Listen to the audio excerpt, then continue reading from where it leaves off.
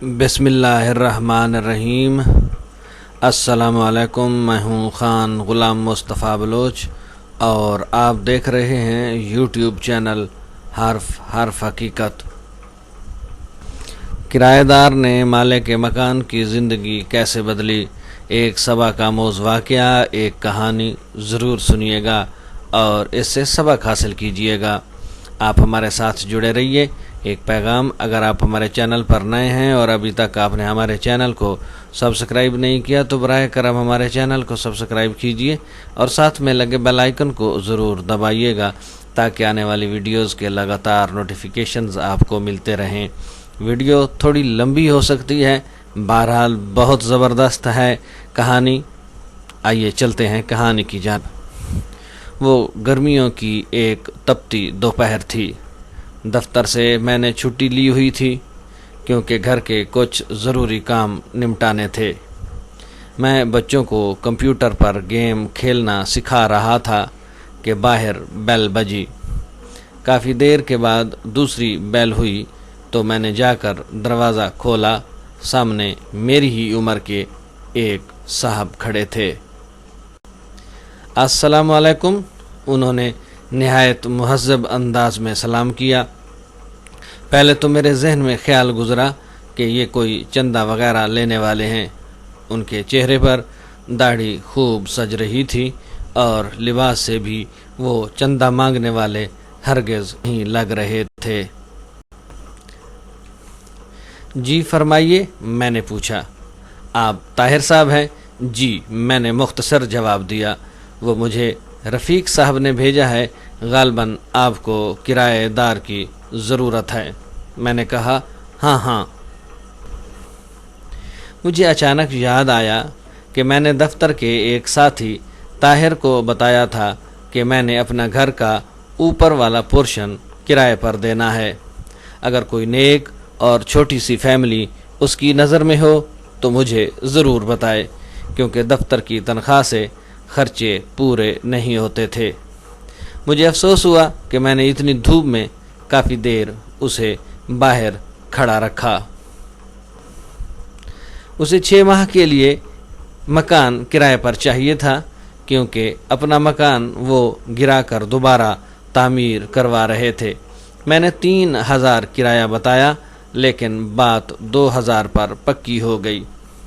वो चला गया तो मुझे अफसोस होने लगा कि किराया कुछ कम है। गो ऊपर सिर्फ एक छोटा सा कमरा, किचन और बाथरूम था।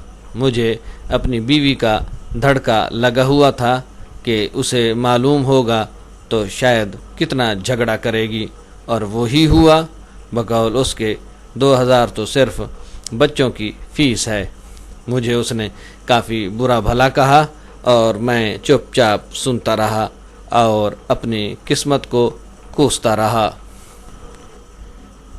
अगले ही दिन वो साहब और उनके बीवी बच्चे हमारे घर शिफ्ट हो गए। उनकी बीवी ने मुकम्मल शरई पर्दा किया हुआ था। दोनों बड़े बच्चे बहुत ही मुहज़्ज़ब और ख़ूबसूरत थे। छोटा गोद में था।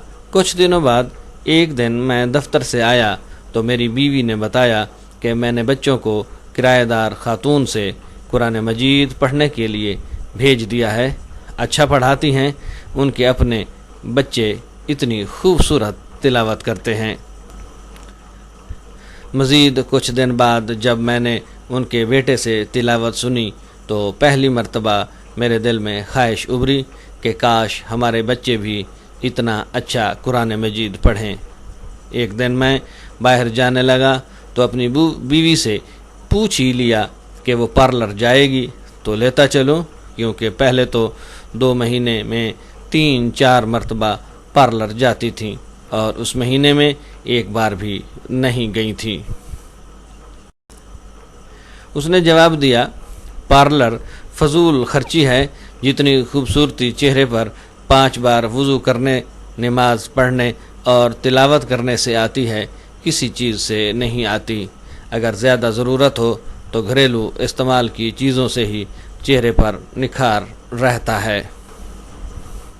एक रोज़ मैं केबल पर ड्रामा देख रहा था तो मेरे छोटे बेटे ने मुझे بغیر پوچھے ٹی وی بند کر دیا اور میرے پاس آ کر بیٹھ گیا۔ بابا، یہ بیکار مشغلہ ہے، میں آپ کو اپنے نبی حضرت محمد صلی اللہ علیہ وسلم کا ایک واقعہ سناؤں؟ مجھے غصہ تو بہت آیا، لیکن اپنے بیٹے کی زبانی جب واقعہ سنا تو میرا دل بھر آیا۔ یہ تمہیں کس نے بتایا؟ میں نے اس سے پوچھا۔ ہماری استانی محترمہ نے۔ وہ قرآن مجید پڑھانے کے بعد آپ صلی اللہ علیہ وسلم اور صحابہ کرام سے متعلق بتاتی ہیں۔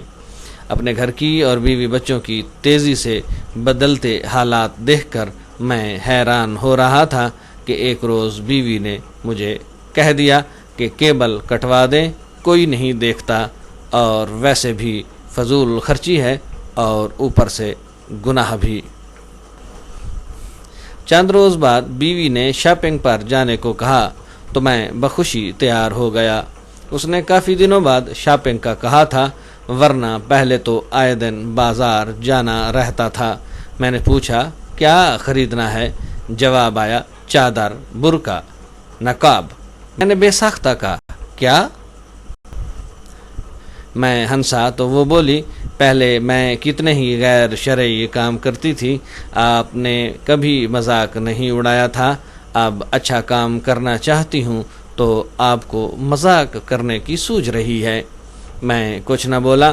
پھر چند دن بعد اس نے مجھے کافی سارے پیسے دیے اور کہا فریج کی باقی قیمت ادا کر دیں تاکہ مزید قسطیں نہ دینی پڑیں۔ میں نے پوچھا اتنے روپوں کی بچت کیسے ہو گئی؟ وہ مسکرائی، بس ہو گئی۔ پھر مزید بولی جب انسان اللہ کے بتائے ہوئے احکام پر چلنے لگے تو برکت خود بخود ہو جاتی ہے۔ یہ بھی وہ کرایہ دار خاتون نے بتایا ہے۔ سکون میرے اندر تک پھیل گیا۔ میری بیوی اب نہ مجھ سے کبھی لڑی نہ شکایت کی۔ بچوں کو وہ گھر میں پڑھا دیتی ہے، خود بچوں کے ساتھ قرآن مجید تجوید سے پڑھنا سیکھ رہی تھی۔ وہ خود نماز پڑھنے لگی تھی اور بچوں کو سختی سے نماز پڑھنے کے لیے بھیجتی تھی۔ مجھے احساس ہونے لگا کہ نجات کا راستہ یہی تو ہے۔ پیسہ اور آرائش سکون نہیں دیتا، اطمینان تو بس اللہ کی یاد میں ہے۔ مجھے اس دن 2000 کرایہ تھوڑا لگ رہا تھا، لیکن آج سوچتا ہوں تو لگتا ہے کہ وہ تو اتنا زیادہ تھا کہ آج میرا گھر سکون سے بھر گیا ہے۔ قابل قدر قارئین کرام، المختصر و مقصود تحریر یہ کہ کیا مجھ گناہگار اور میرے گھرانے سمیت ہم سب کو بھی کسی ایسے کرایہ دار کی ضرورت تو نہیں؟ سوچئے گا ضرور۔ اللہ تعالیٰ مجھ گناہگار سمیت ہم تمام مسلمانان عالم کو عین صراط مستقیم پر چلنے کی کامل توفیق عطا فرمائے۔ آمین ثم آمین، آمین یا رب العالمین۔ یہ کہانی جیسے کاپی ملی اس کو آپ تک ہم نے پہنچایا۔ اسے جو ہے وہ منقول کہتے ہیں، وہ کہانی جو نقل کر کے بتائی جائے، کسی کی دوسرے کو سنائی جائے تو اسے منقول کہتے ہیں۔ تو اللہ تعالی ہم سب لوگوں کو نیک رستے پر چلائے اور ہماری زندگیوں میں آسانیاں فرمائے۔ اللہ تعالیٰ اپنی اور اپنے نبی صلی اللہ علیہ وسلم کی ہمیں محبت نصیب فرمائے۔ اب تک کے لیے اتنا ہی۔ حرف حقیقت سے آشنائی کے لیے جڑے رہیے ہمارے یوٹیوب چینل حرف حقیقت کے ساتھ۔ ویڈیو پسند آئے تو لائک کیجئے گا، شیئر کیجئے گا اور کومنٹ سیکشن میں جا کر اپنی رائے سے ضرور آگاہ کیجئے گا۔ آپ کی دعاؤں کا طالب آپ کا اپنا Khan Ghulam Mustafa Baloch. Thanks for watching us and wait for the next videos. Allah Nigeban.